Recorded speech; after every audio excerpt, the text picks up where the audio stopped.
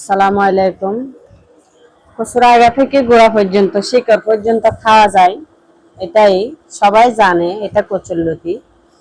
এই লতিটা খুব সহজভাবে ছুলে নেওয়া যায় যখন টাটকা টাটকা তোলা হয়। লতিটা অনেক মজা হয়। গুঁড়া চিংড়ি মাছ দিয়ে লতি বোনা করব, দেখুন ভালো লাগবে ইনশাল্লাহ। এটা অনেক মজা এভাবে করলে। ভালো লাগলে আমার ভিডিওটা লাইক শেয়ার করবেন, সাবস্ক্রাইব করবেন নতুন ভিডিও পাওয়ার জন্য। লতিটা বেছে নিয়ে এখন আমি চুলায় রান্না করতে চলে গেলাম।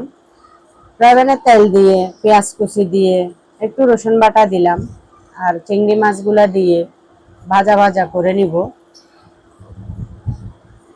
চিংড়ি মাছগুলা ভালো করে ভাজতে হবে।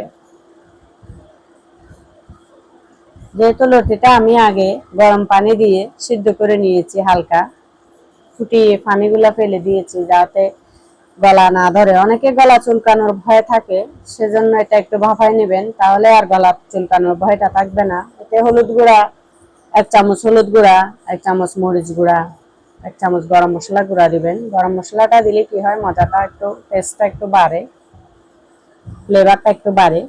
সেজন্য আপনি না চাইলে দিবেন না।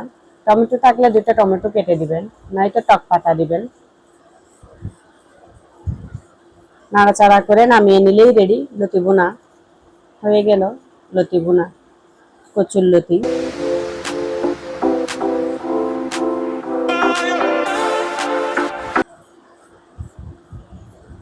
এভাবে বোনা করে নামিয়ে নিলে আপনি যেভাবে মন চায় সাজিয়ে নিতে পারেন। কচুর লতি বোনা চিংড়ি মাছ দিয়ে।